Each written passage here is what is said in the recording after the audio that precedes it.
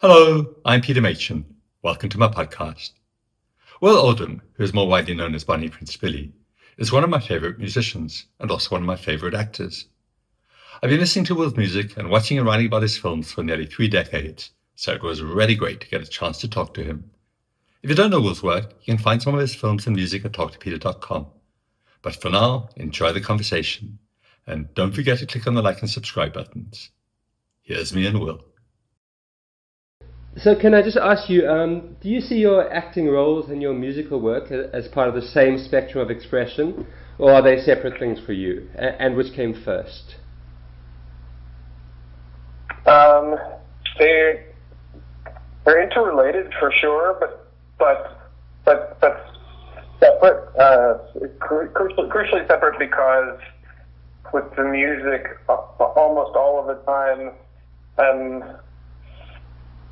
overseeing something, and with acting almost all the time I'm observing another individual or individuals, which is really great.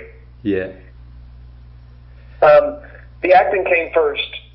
I started acting when I was really young, and I kept doing it, and I did it pretty intensely and rigorously throughout my teens, and to the point where I sort of figured that's what I was going to do. And then when I started to look at the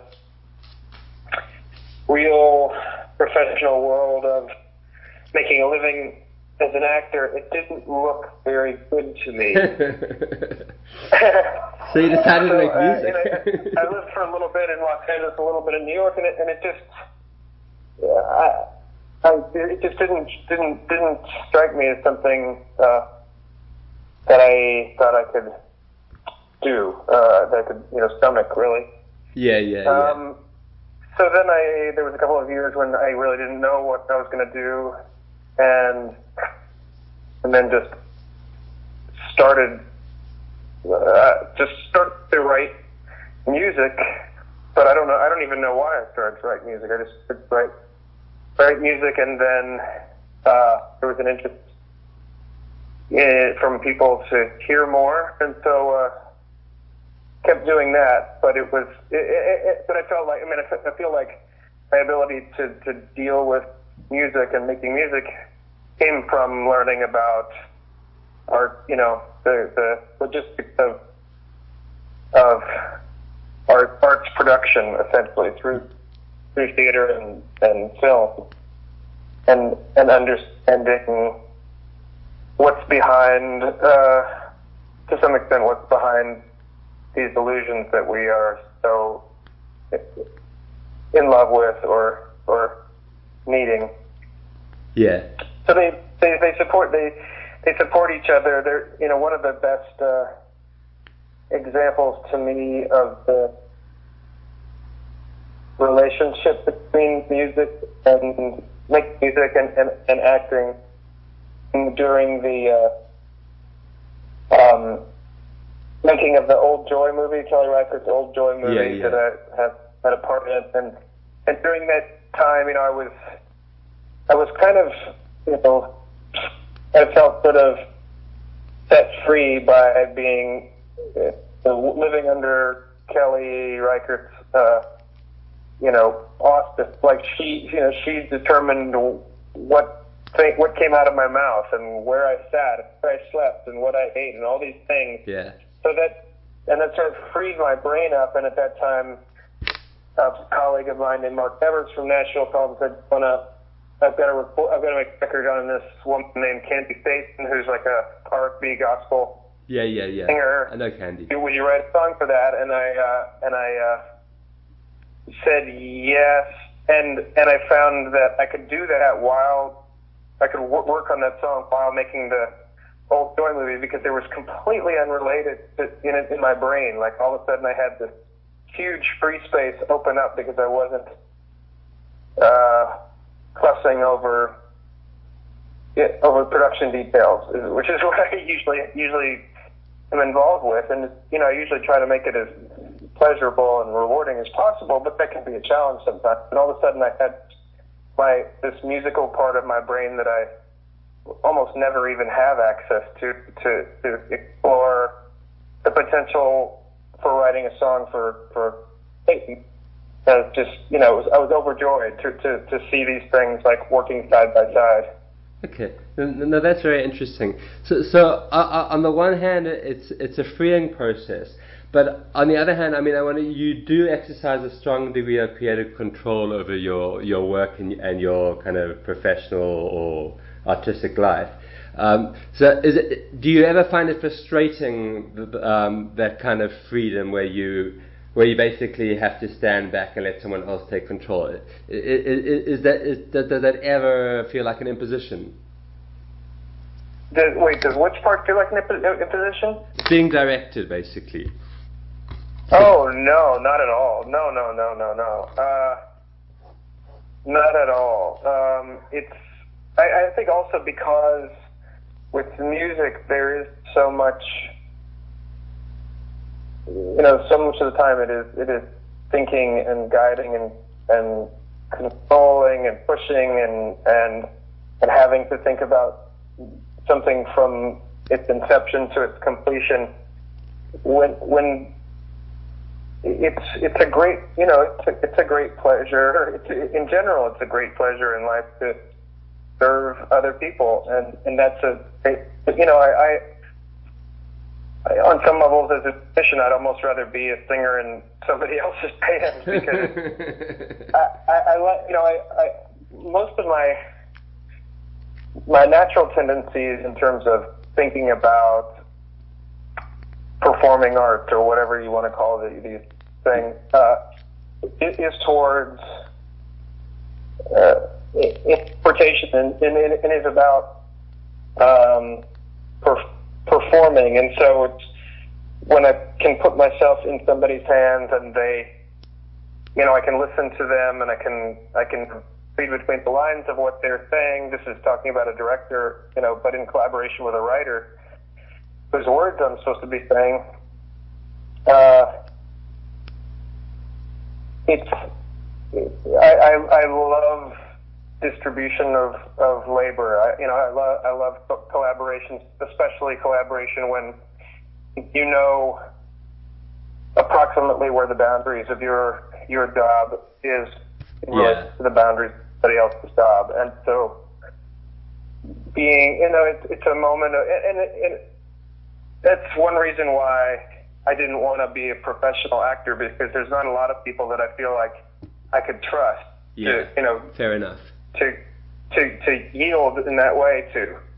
Yeah. But every once in a while there comes a situation where it seems like I feel comfortable, letting this person, define my actions for a period of time.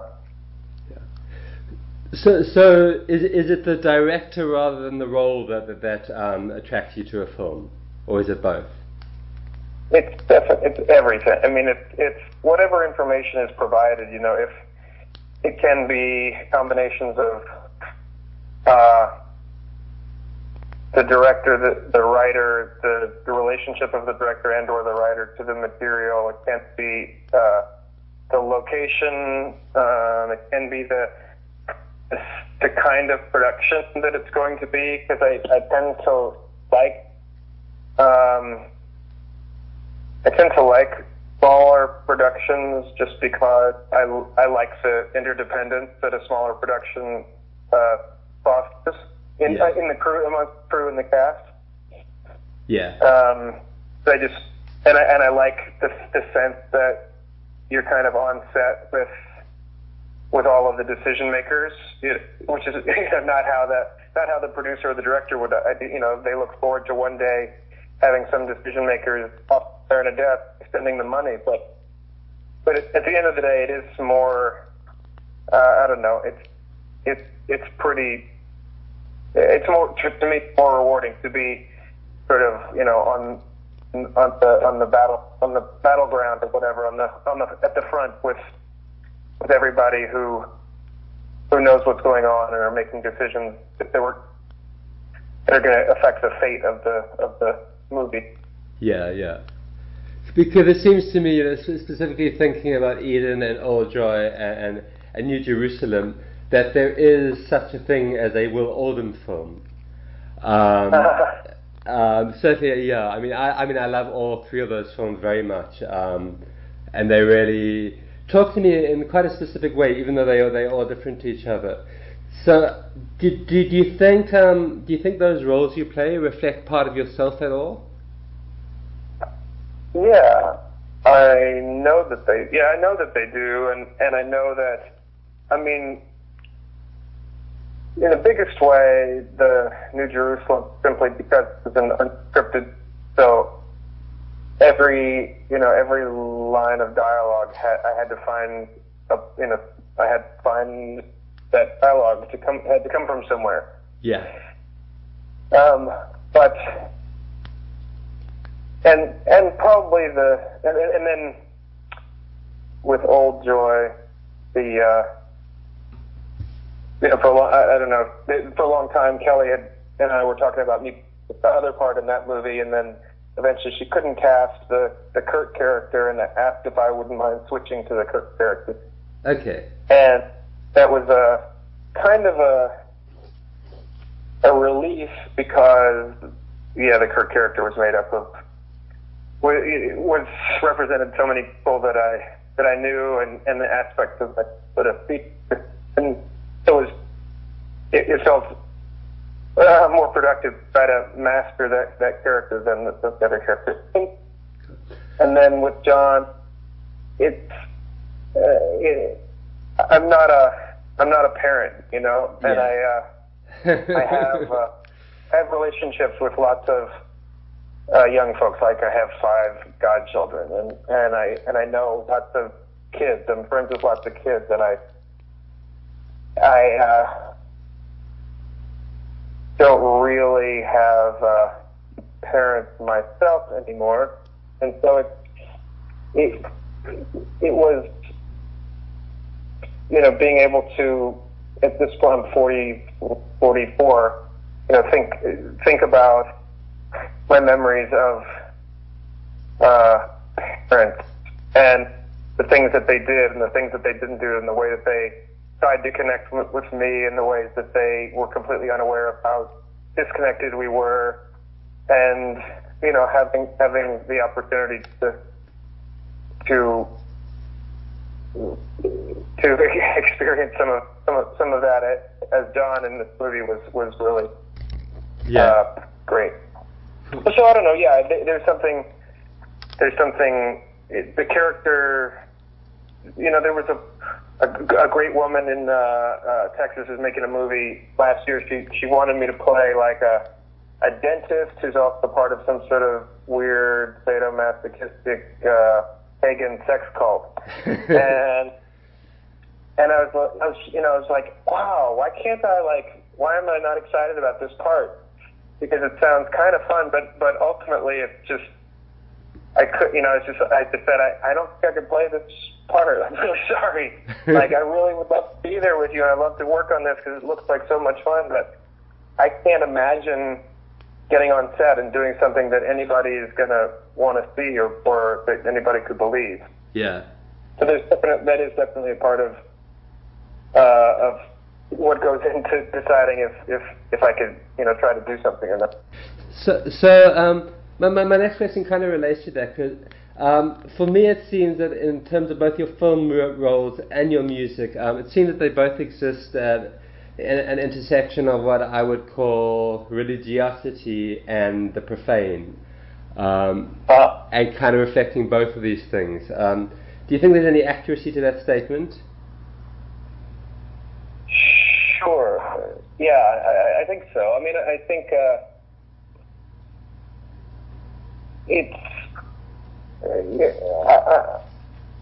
I'm very, in music, what I think that I do is related to certain kinds of music traditions as I see them, and it's popular music, and popular music that usually has a relationship to the sacred and and the profane, and the idea of music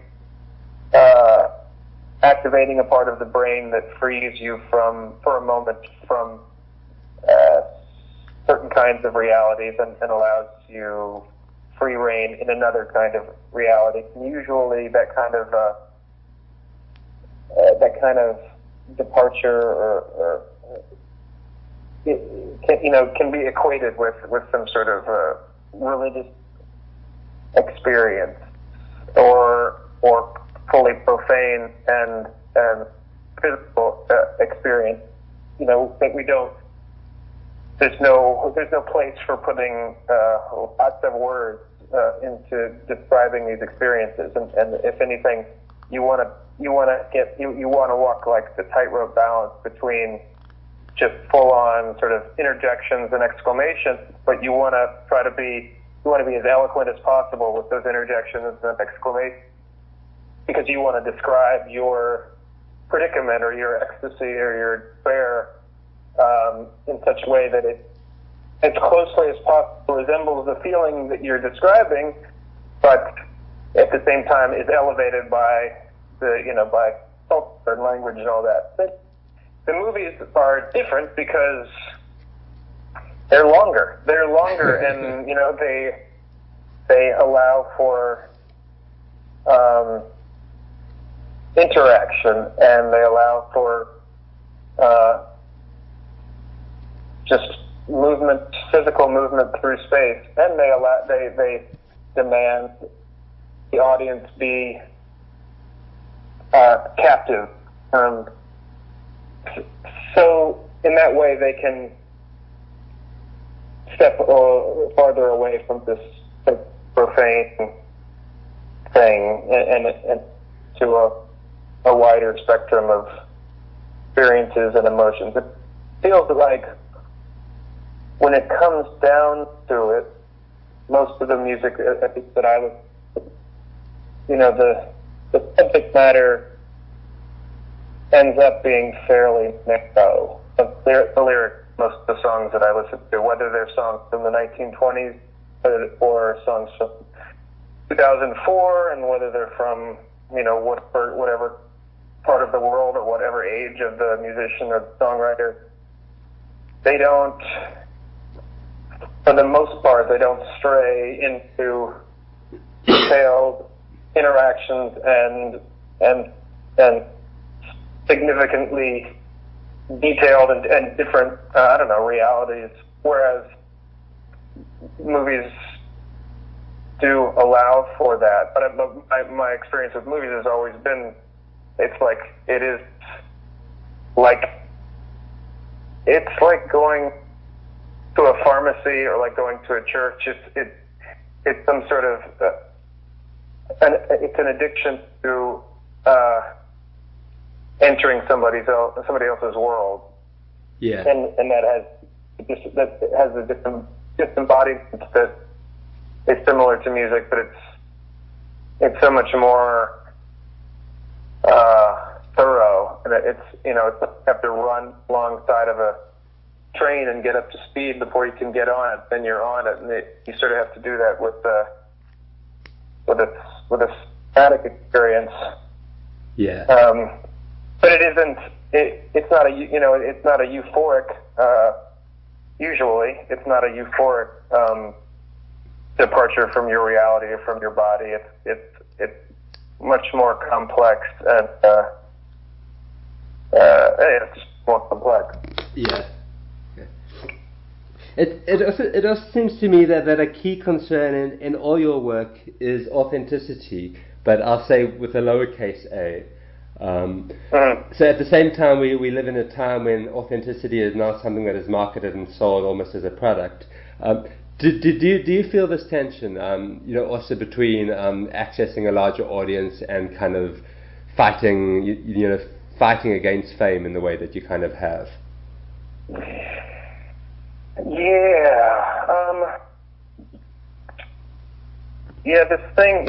This authenticity thing is very important to me in certain ways. It's important that at the end of the day, I can share to some, it's impossible to do this completely, and can be impossible to do it thoroughly, but at least on some level, I like to feel like I share a perception of what it is I've done with the audience, and that it's not totally separate.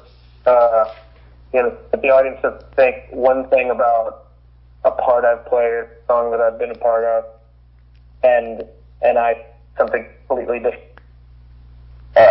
about it. At the same time, I do love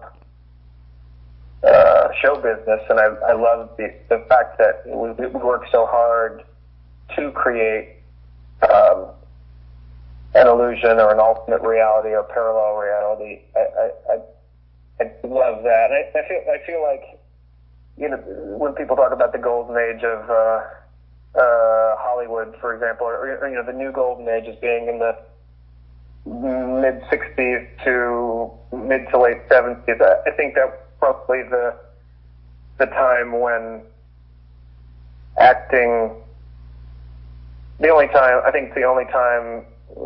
that there was a dominant act style that was allowed to be authentic. Yeah. And in terms of reaching, I want to continue. I'll always, know that as I discover pieces of people's work, whether it's books or movies or music from all different parts of the world and all different times, and how powerfully that it can resonate with me. I work under the assumption that I am in this movie Eden right now, and this year people see it. That doesn't really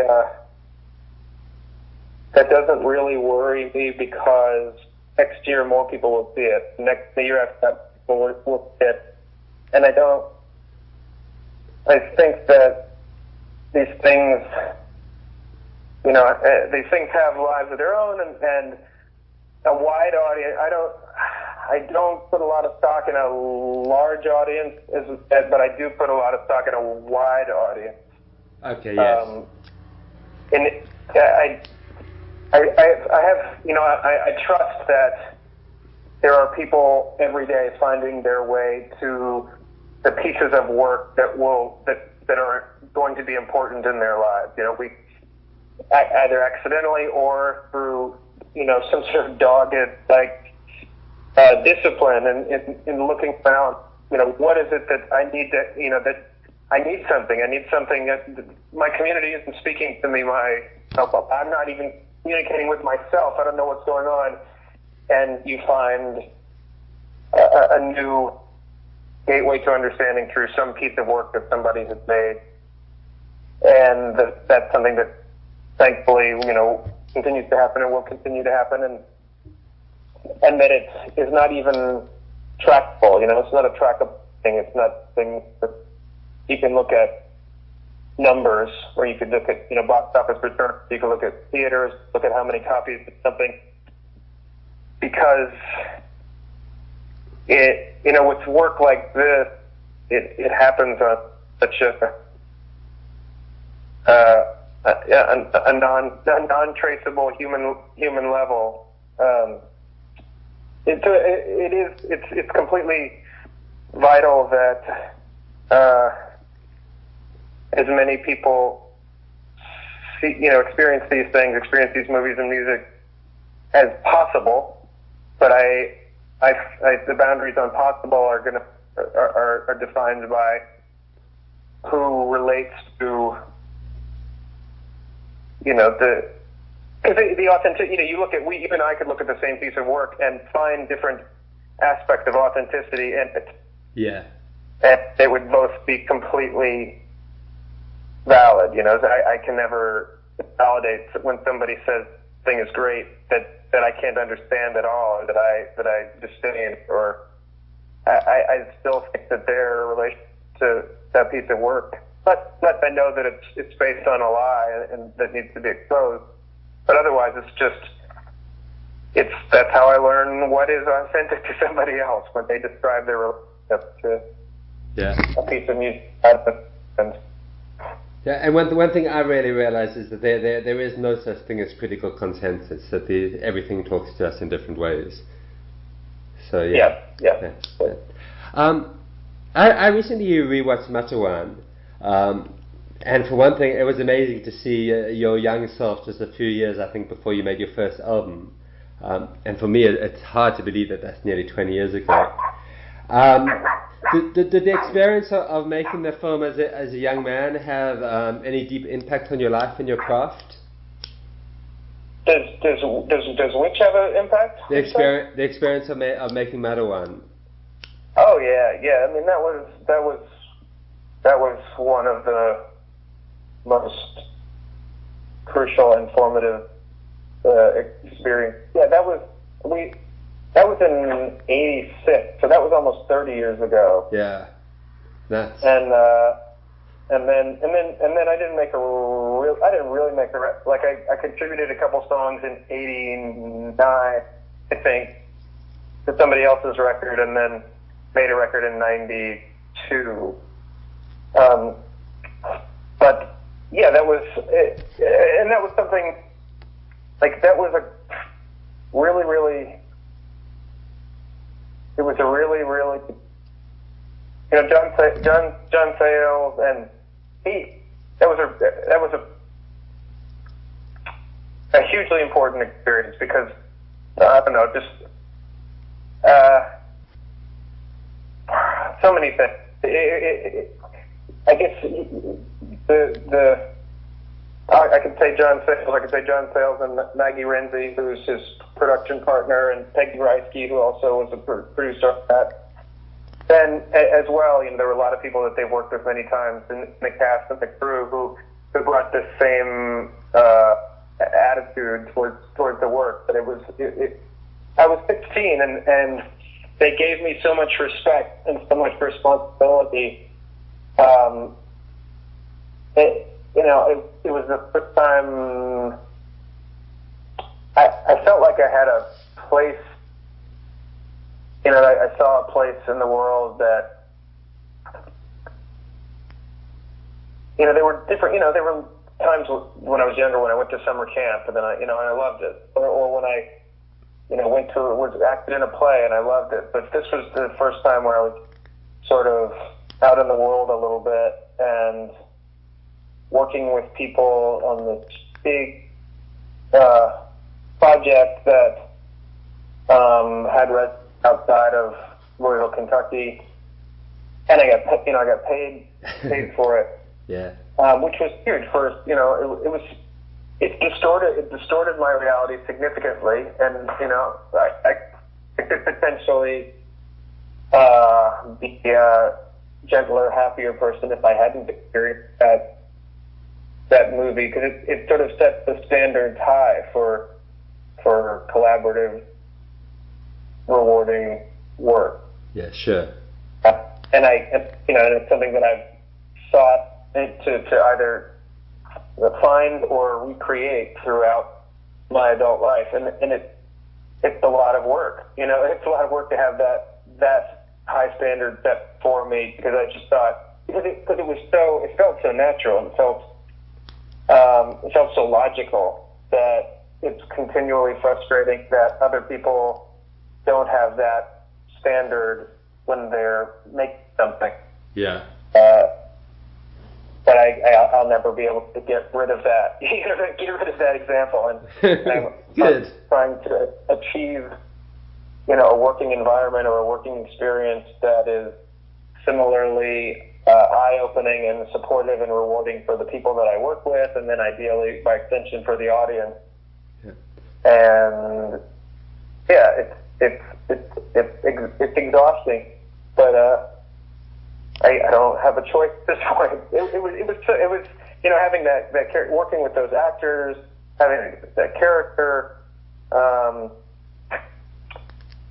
and beginning to even have a audience outside of Louisville at that point, because I would travel and someone might stop me on the street and talk about the movie and it might be somebody who is a labor politically, a labor enthusiast or whatever, or a movie person, or just a plain old citizen of the Western world, and realize that I had something to talk about with people all over the place was, and it's still something that I think about. It's still something that I talk about with people, and it was, I don't know what else to say, but it was a great experience. At the same time, frankly, I was aware then, as I continue to be painfully aware, that in wanting to be an actor, and the actors whose work I admired, including those who were on that set, that I felt like I had so much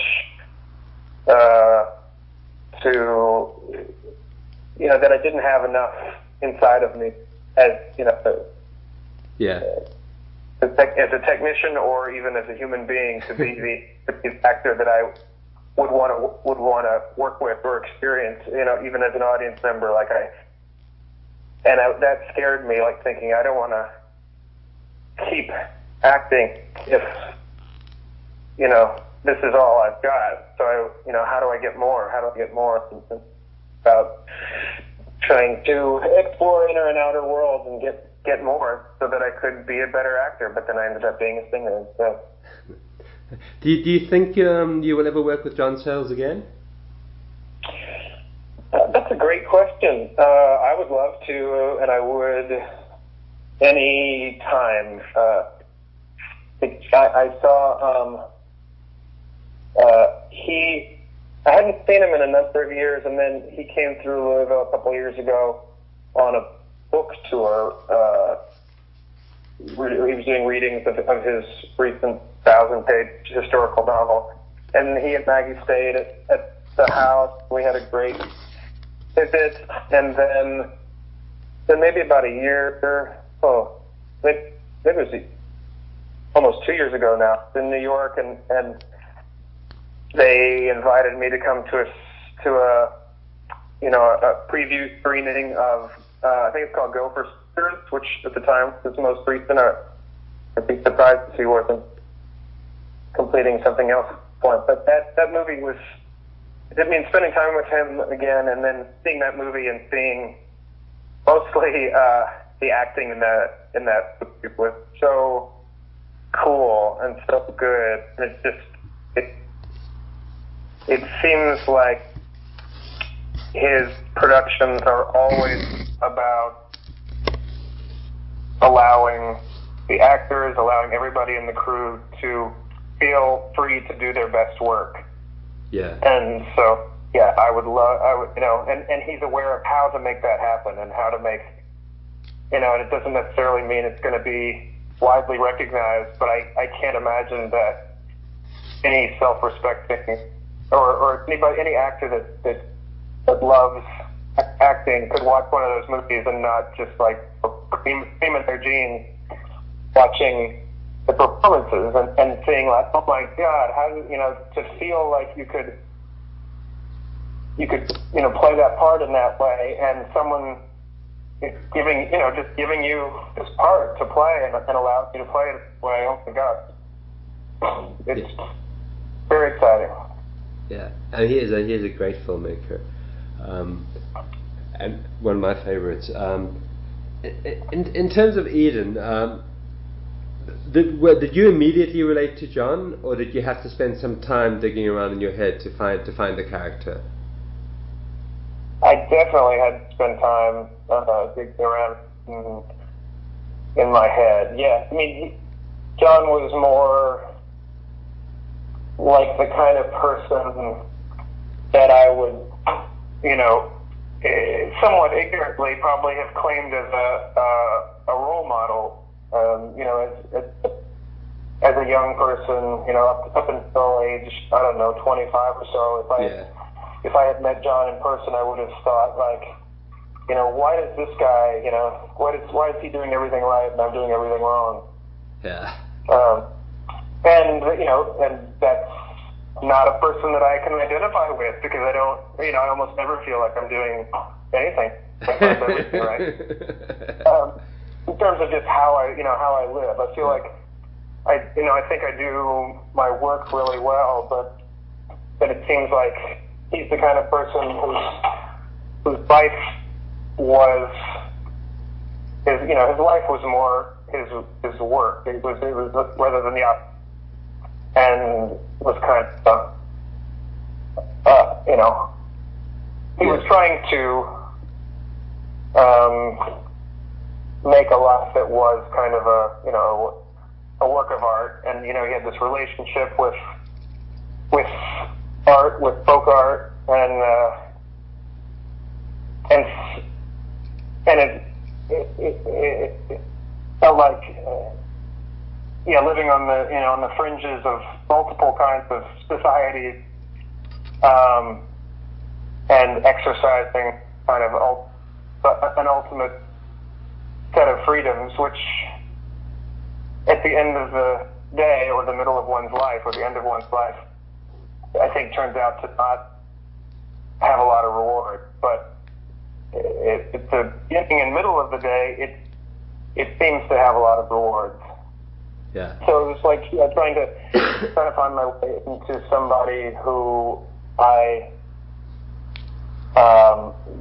would have admired much more as a younger person, and now I feel compassion for, but I don't idolize him. Yeah. No, I absolutely understand. Yeah. I'm pretty sure.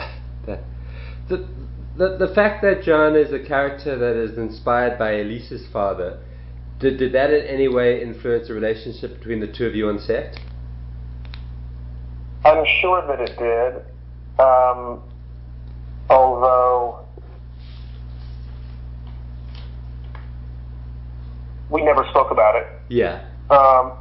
So I would feel like down the road that I think that she and I could probably have a conversation about that. And frankly, that was one of the things that was very interesting about playing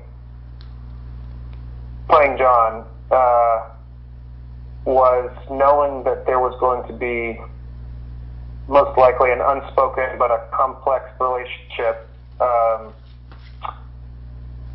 between me and John and Elise and Alma, that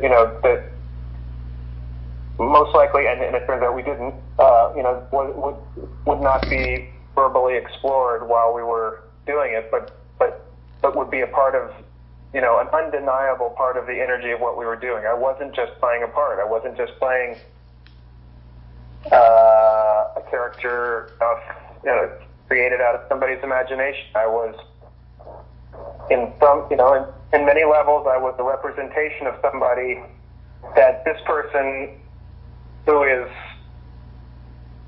trying to direct me has some finished and many unfinished, thoughts and feelings about. Yeah. And knowing, I thought it would be a great challenge to work with somebody who was, I knew, going to overall, because of our conversations, I knew that her attitude was, we're making a move. This is a professional undertaking with great craft people, and we're going to do this. And that's not really talking about, and never saying, like, because I want to explore this thing about my dad and me, and because I want to explore the nature of memory or anything like that. She never talked about that. She was taking a stance as far as I was aware of like, okay, I've come up with now I want to make this movie. And I was really intrigued by the idea of having all of these unspoken forces be at work while we were making this movie. Yeah. Okay. So can I ask you? And I'm not sure if this is an appropriate question to ask in terms of kind of the nature of artistic production, but I just want to. Why do you think that Paco strangled Raphael? Do you think he was in love with him or John, or either consciously or subconsciously?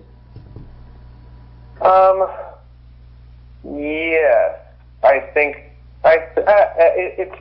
Yeah, I don't know. Yeah. I don't know if it's appropriate either. I think there was a degree of love, a degree of jealousy, a degree of feeling challenged and threatened and unsure and insecure, and and a degree of inebriation as well. Yeah. That said, I think that there were probably things along the way in the writing and the making of this movie where I think it was so exciting to see the movie a couple months ago down in San Miguel, because I hadn't seen anything. I hadn't seen any dailies or any rushes or anything like that. And so to me, the script was the script, but up to that point, there were, that was a larger question for me prior to and during the shooting than it was after I saw the movie, because I feel like the movie is in the greatest of ways, it ends up being such a beautiful collaboration between the different forces, and between Elise and between Vicente, and with the way that it's edited is just so awesome. Yeah. So exciting. So that there were certain I guess there were certain thought points that were kind of reduced or eliminated, or pushed aside in favor of these other forces that shone through with the editing and the cinematography, and reminded me of some favorite of things that I experienced in movies, like Robert Bristol movies, where you have to give up a relationship to story in favor of the actual emotional and even spiritual experience of watching a movie. Yeah.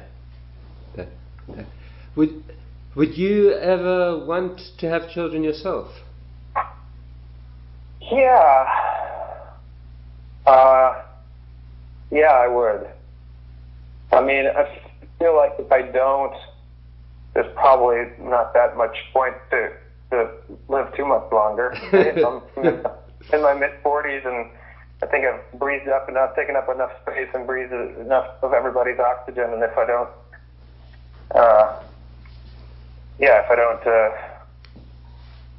sort of take what I've learned and try to throw it into some other being, then I haven't fulfilled my humanity. Although you have, on a daily basis, you do that through your music and also through your film,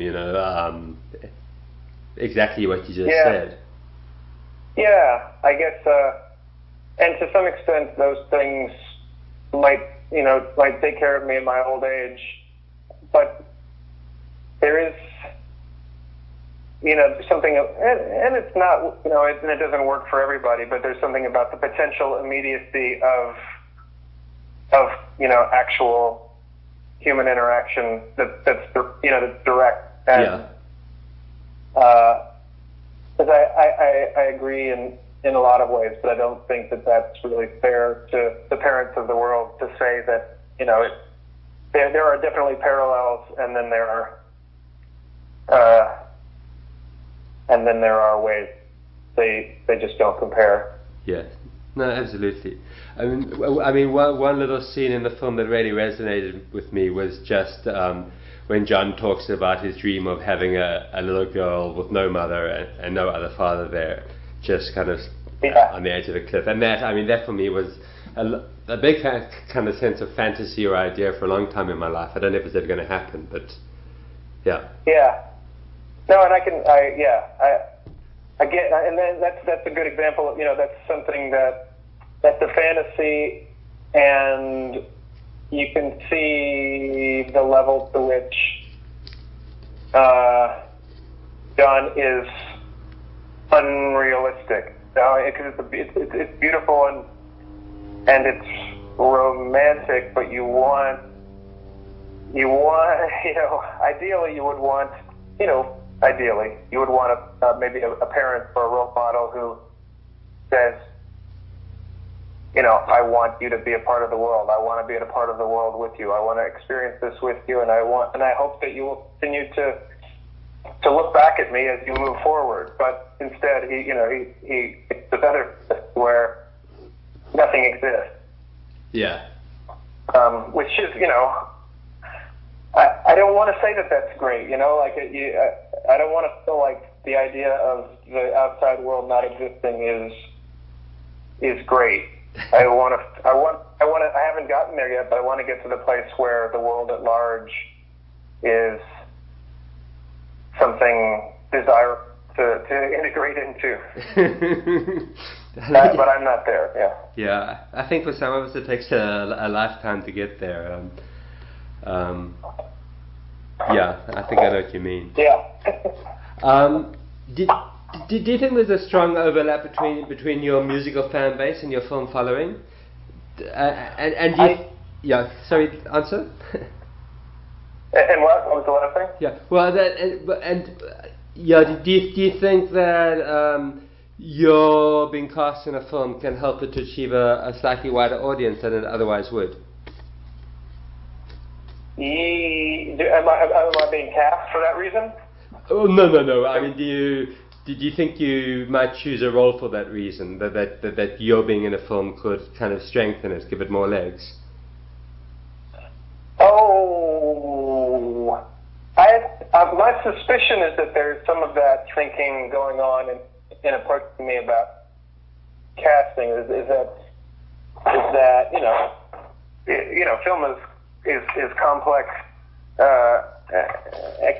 financially very complex, and that there is and this also means that it defines the size of productions that are interested in working with me, because if I represent the potential to reach a wider audience, then it's got to be a small movie, right? Yeah, sure. But I do. I think there's some. I don't know. I think there might. I really actually I don't know. I don't know how much crossover there is between whatever audience that there is that's aware of acting work that I do in relation to people who are aware of music work that I do. I feel like I've run into enough people of both, in both camps that are relatively unaware of the fact that I do a thing to feel. And I think that's, I like that. I think that's really nice. Because I don't want to. Yeah, and at the same time, I do. Like, I had to write a bio a couple weeks ago. So we're doing a show where we're going to do a show. We're going to play a couple songs of the Rock and Roll Hall of Fame in celebration of the body of work that the Everly Brothers did. Okay, yeah. And they asked me to write a bio. And for some reason it occurred to me to write the bio as if Bonnie Prince Billy has been this essentially an extended role that I've been playing for the last 15 years or so. Yeah. I think I wrote it, said something like, Bonnie Prince Billy is a singer played by Will Oldham. Okay. In the bio, because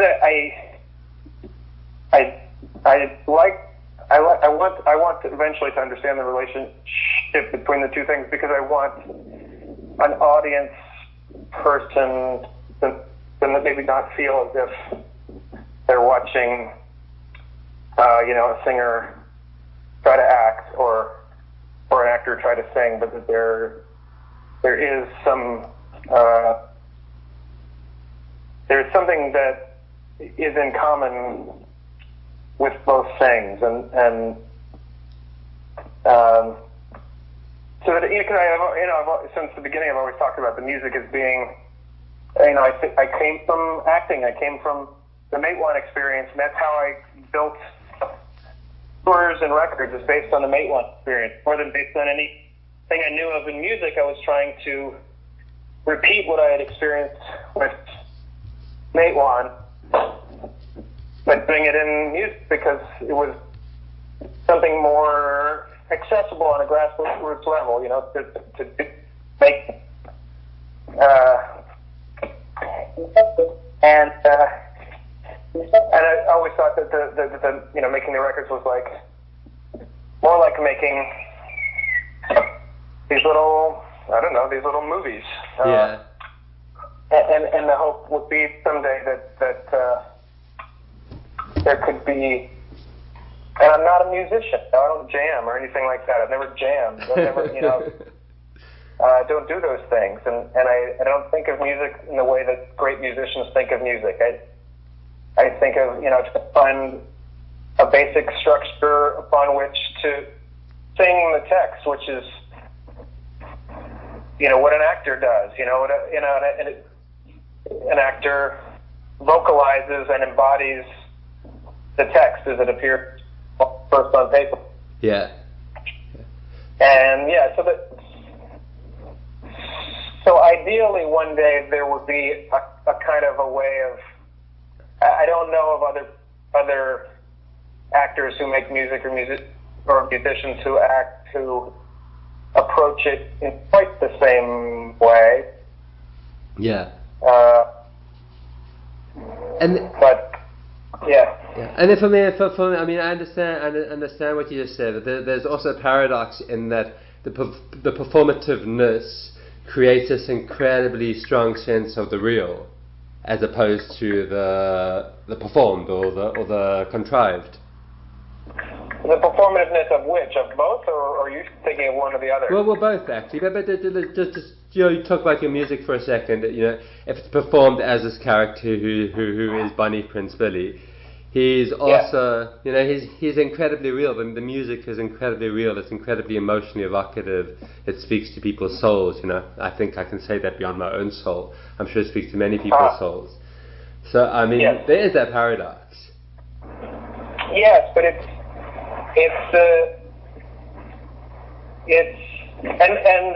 like in talking about the concept of authenticity, I think that it's vital to have an authentic relationship to any given song and every single time that it's performed. But you can one day the authenticity could be based on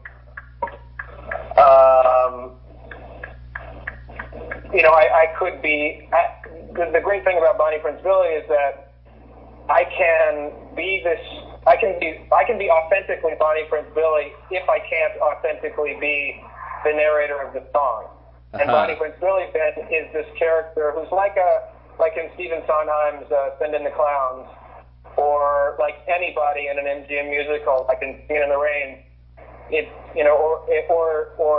Or like Edith Piaf, the famous sort of perception that we have of Edith Piaf is so at that moment, I can be playing the singer of the song, and the singer being somebody whose life doesn't exist until the song begins, and his life ends, song is over. Yeah, someone who is not you.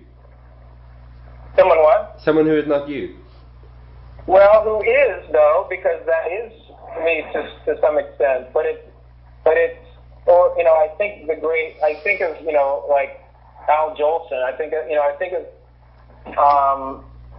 these people who are like in Ozu's theater movies, the story of Floating Weeds and the Floating Weeds movies, like these people who,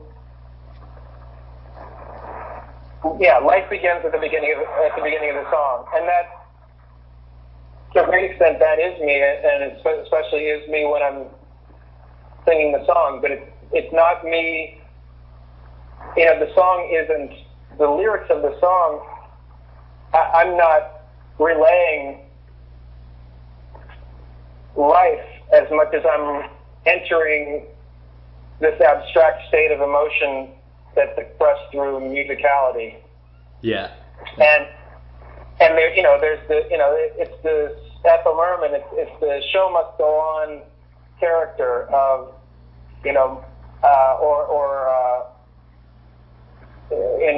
Leon Russell's song for you, he's like, act my life out on stages with people watching and understanding that at a certain point that's where reality is once the song begins, that's where in certain performers' lives, I think Al Pacino is another one in his acting. In certain performers' lives, everything else kind of ossifies and decays, except for once the performance begins. Yeah. And all of the rules then are based around, you've sort of given up a relationship to some of the rules of gravity and some of the laws of society in favor of an understanding and mastery of these rules that we share, but a performer has to learn the rules of the world of, say, dreams, whereas most citizens never observe those rules. They're not even aware that there are rules. Yeah. The performer has to learn the rules of the emotional life. It's not just an emotional life, but it's so related to dreams and how dreams end up being structured, and dreams end up have tension and having story and having character. And there are rules, there are fully rules that are happening in order for us to even understand, be able to describe that a dream occurred. Yeah. That's the kind of reality that and so as opposed to somebody who might, write a song about their dog dying or their girlfriend breaking up with them, and then they sing it, and they're talking about their dog dying, or they're talking about their girlfriend. Like that isn't a kind of performer that I will ever be. Yeah. Even if I have a song that's about my dog dying. Yeah. I'm gonna sing the song, and it's gonna be a different song every time it's a song. Yeah. All of this little strand of conversation reminds me very much of I Am a Cinematographer and what that song says as well. Yeah. Yeah. So, I mean, you clearly have a very. I just want to ask you: Have you ever? Did you ever do any onstage acting? Yeah, I did tons of onstage. From the age of 9 to 19, essentially, I did lots of onstage acting. And after that? And after that, none. Pretty much none. Once I kind of left home, I didn't do any more. I was, when I was growing up, there's a theater here in Louisville that's a great repertory theater called Actors Theater of Louisville. And in the 80s, I could be I don't think I'm imagining things, to say that it was at its heyday, and to some extent, you know, it was still a good time for live theater in general, and there were plays that were premiered in Louisville and actors that came to Louisville to perform. People, you know, I got cast in Matewan because a casting person saw me on stage at this theater, you know, from somewhere else, and I had already seen Mary McDonnell, and I'd already seen Chris Cooper on stage here in Louisville when I was in this movie with them. Okay. And so it was super exciting, but even by 1988, 89, when I was, you know, leaving home and beginning to go and experience the world outside of the house that I grew up in, I could sense that there was a diminishing of certain kinds of vitality and certain kinds of power that the theater had in the early 80s and mid 80s, and that scared me. And you know, and I thought, like, well, I definitely, I don't know, you know, I don't want to work in the box. You know, I don't want to work in a box in a theater company that is either exclusively performing to other members of a theater community or performing to, you know, wealthy subscription theater audience. Neither of those seemed okay to me, and so I didn't get into any theater stuff after I, you know, graduated, or a little, you know, after I graduated high school. So I just thought, I want to do something that I have a relationship with the audience as well as with the production. Yeah. Okay.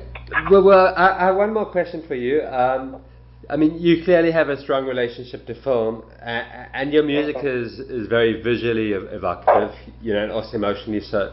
Would you ever consider, or have you ever considered actually working as a director? I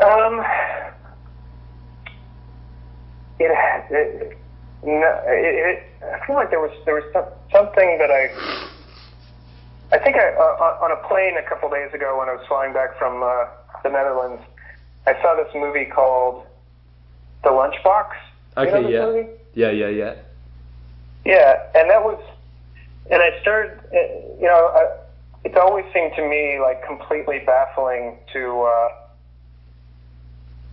I haven't understood the urge to be a director because it just seems so daunting, because, like I, you know, I've said, in making records, I'm kind of so involved with many, if not all, of the aspects of writing, recording, releasing, promoting records, and to imagine trying to do that with film just sounds too crazy. Like I wouldn't be able to handle it. Yeah. And then and then for some reason, just like in the last week, I think like, well, the place to get is, you know, is the place to get in your brain would be a place where you, you know, trusted other people to get shit done. Yeah. I don't know. It still seems like, you know, being on the I don't know, just having so many relationships to keep tabs on. If there was like a producer partner who said, don't, you know, let me worry about that. Yeah. But otherwise, no. I mean, I love performing. You know, I love performing more than writing. I love singing and